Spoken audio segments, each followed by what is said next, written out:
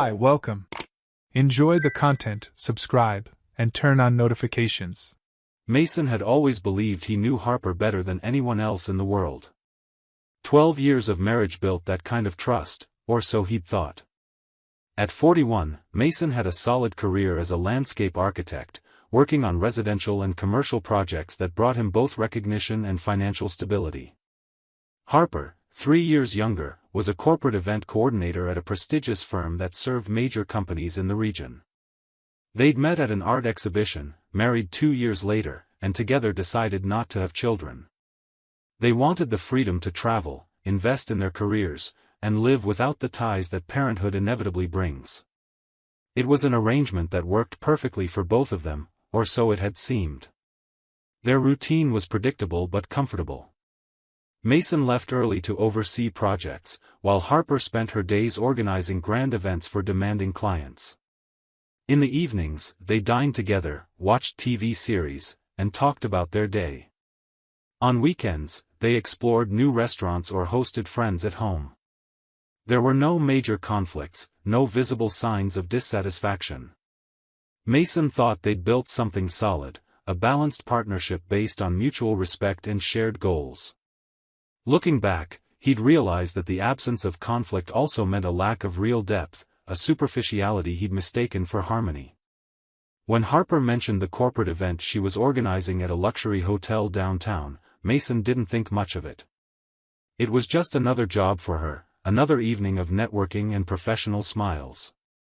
She explained it would be a cocktail reception followed by dinner for about 150 guests, including executives, important clients, and strategic partners of the firm.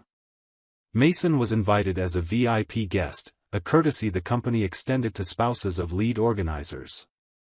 He accepted without hesitation. After all, it was rare that he got to see Harper in action, running an event with the precision and elegance that made her so sought after. On the night of the event, Mason put on his best suit and drove to the hotel. The ballroom was impeccably decorated, soft lighting reflecting off elaborate floral arrangements, tables arranged with perfect geometry. Harper moved among the guests effortlessly, greeting people, making introductions, ensuring everything ran smoothly.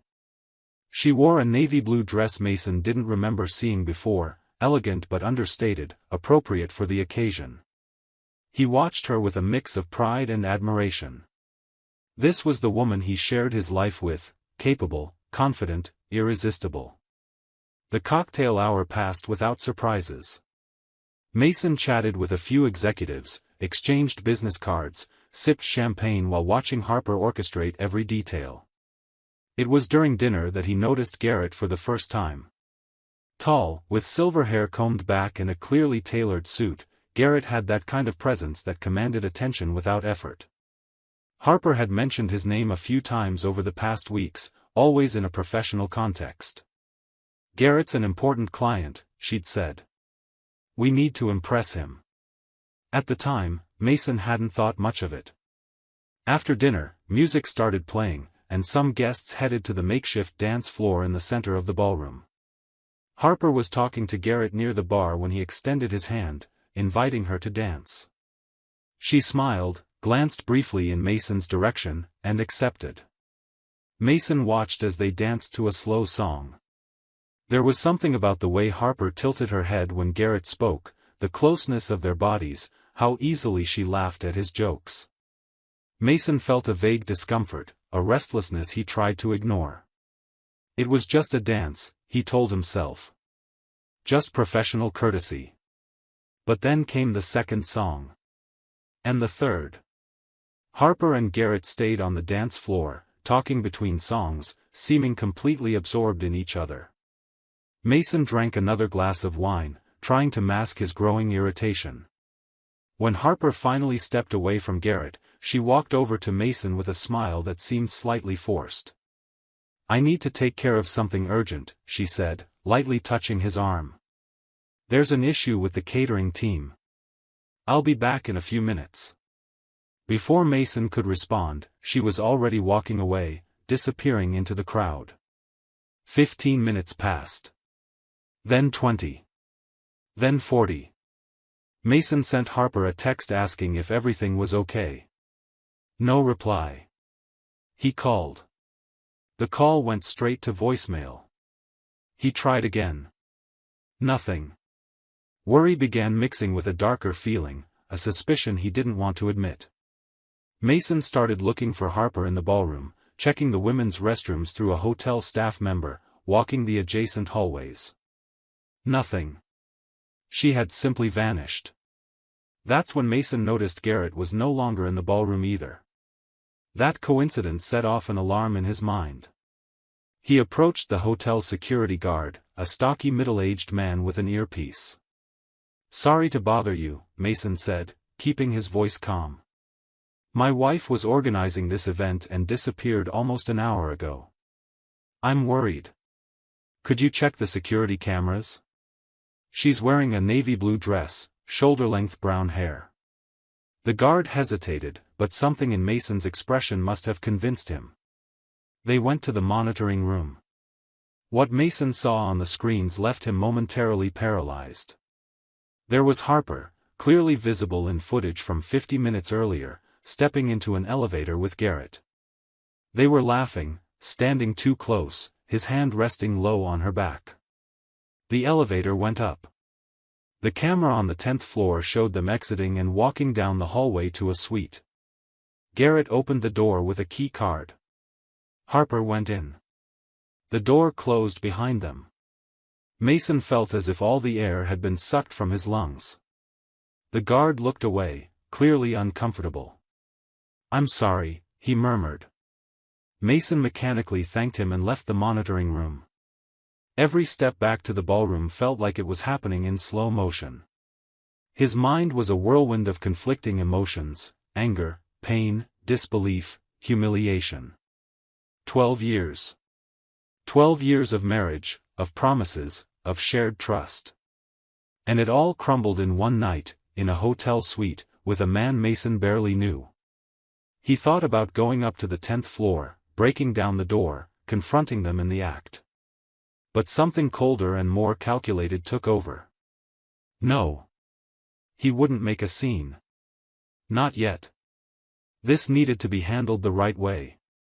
Mason returned to the ballroom, grabbed his coat, and left the hotel without looking back. He drove home on autopilot, his mind already planning his next steps. He didn't sleep that night. Around 2 in the morning, Harper came back, quietly entering the bedroom. Mason pretended to be asleep. She took a long shower before lying down beside him. The scent of the hotel's expensive soap still clung to her skin. Mason clenched his fists under the sheets, suppressing the urge to confront her right then and there. The next morning, Harper acted as if nothing had happened.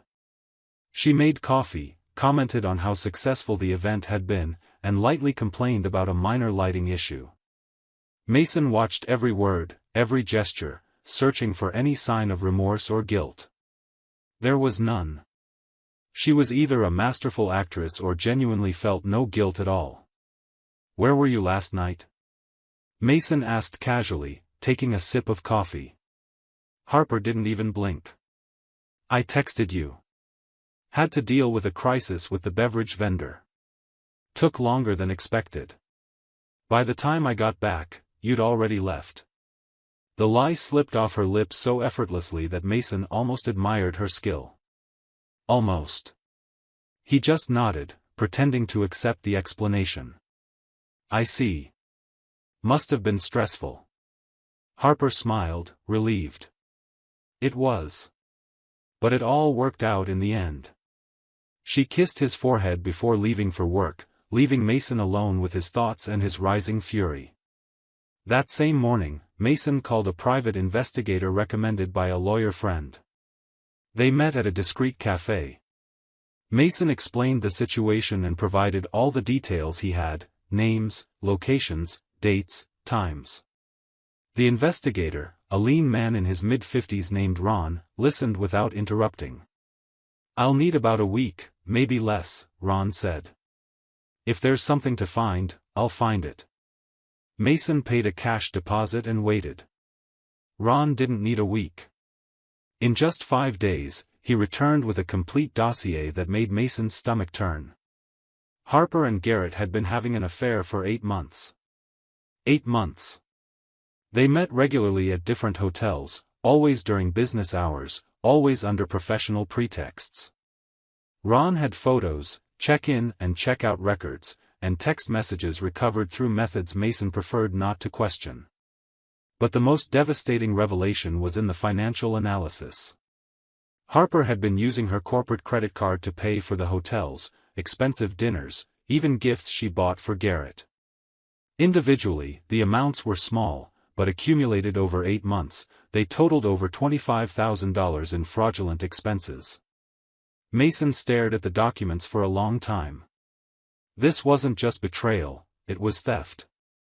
It was a breach of trust on multiple levels. And there was more. Ron had uncovered something that completely changed the game. Garrett wasn't just an influential client. He'd been married for 25 years to Elena Hartman, the majority partner at Harper's firm. Elena was the true owner of the business, heir to a family fortune, and Garrett lived comfortably in the shadow of her empire. If Elena found out about the affair, the consequences would be catastrophic for both of them. Mason spent the next night weighing his options. He could confront Harper directly, demand a divorce, expose everything publicly. But that would seem emotional, impulsive, weak. No. He needed to be surgical. He needed to ensure Harper and Garrett faced the full consequences of their actions. And he needed to make sure Elena knew exactly who was betraying her trust, both marital and corporate. Mason contacted Elena through a carefully worded email from an anonymous address. He explained he had important information about financial irregularities at the company and improper conduct involving one of her executives and a client. He offered proof and requested a discreet meeting. Elena replied in less than 2 hours, agreeing to meet in person. They met in a neutral law office, with 2 of Elena's attorneys present. Mason laid everything out, the photos, financial records, messages, dates, and times of the meetings. Elena listened in absolute silence, her face impassive even as the evidence became undeniable. When Mason finished, Elena remained quiet for a long moment. Then, in a controlled but icy voice, she said, "Thank you for bringing this to my attention. You'll be compensated for your honesty." Mason didn't want compensation. He wanted justice. But he accepted the envelope Elena handed him at the end of the meeting. Inside was a check for $50,000 and the business card of the city's best divorce attorney. "Use it," Elena said. "On my dime." Things moved quickly after that. Elena ordered a full internal audit, specifically focusing on corporate expenses under Harper's responsibility. The findings confirmed everything Mason had presented. Harper was called into the office 3 days later and summarily fired for embezzlement and a serious breach of the company's code of conduct. She tried to defend herself, claiming the expenses were legitimate business costs. But the auditors had hotel receipts from times incompatible with any professional meeting, room service charges for 2, and spa treatment records for couples. Harper came home that afternoon in shock. Mason was waiting, sitting calmly in the living room with a suitcase beside him. She walked in, eyes red, clearly shaken. "Mason, I need to talk to you," she began. He raised a hand, cutting her off. "I know everything, Harper. About Garrett. About the 8 months. About the money you stole from the company." Her face went pale. "How did you?" "It doesn't matter how," Mason said, his calm surprising even himself. "What matters is that it's over. I filed for divorce this morning. You have 72 hours to leave this house. My lawyers will be in touch." Harper tried to step closer, tears now streaming freely. "Mason, please, we can talk about this. It was a mistake. I was confused, I didn't know what I was doing." He stared at her without a trace of the tenderness he once felt. 8 months isn't a mistake, Harper. It's a choice. Repeated hundreds of times. And stealing from the company to fund your affair? That's criminal. She swallowed hard. Criminal? Yes. The company is considering pressing charges. Elena has all the evidence. If I were you, I'd hire a good lawyer. Oh wait, you can't afford one now, can you? Mason picked up his suitcase and walked to the door. Harper followed, desperate. And Garrett? Is he going to pay for this too? Mason stopped, turning to her with a bitter smile. Garrett's already paying. Elena filed for divorce yesterday.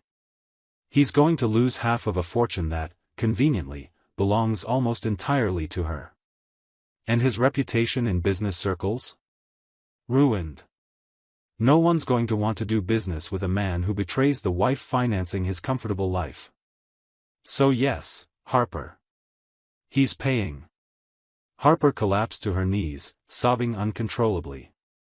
Mason felt a twinge of something that might have been pity, but it wasn't strong enough to change his mind. He opened the door and walked out, closing it gently behind him. He didn't look back. The following months were a whirlwind of legal proceedings. The company decided not to pursue criminal charges against Harper, only because Elena considered public humiliation and termination sufficient punishment. The divorce was swift and one-sided. With evidence of adultery and financial fraud, Harper had no grounds to contest anything. Mason kept the house, 80% of their joint investments, and everything they'd built during the marriage. Harper moved into a tiny apartment across town, took a basic administrative job at a small company, and disappeared from the social life they'd once shared. Garrett faced an even worse fate. Elena, a woman of immense resources and powerful connections, made sure his divorce was as brutal as possible. He lost access to the lifestyle he'd enjoyed for decades, his reputation was destroyed in business circles, and he ended up accepting a mediocre position in another city just to start over. The irony wasn't lost on Mason. The man who'd seduced his wife with charm and money now had neither. A year later, Mason sat on the balcony of his new apartment, a modern space with a river view that he'd decorated himself. He'd sold the house, unable to keep living in a place filled with false memories. The apartment was smaller, but it was his alone, a space without ghosts. He'd started traveling again, something Harper had always found tedious.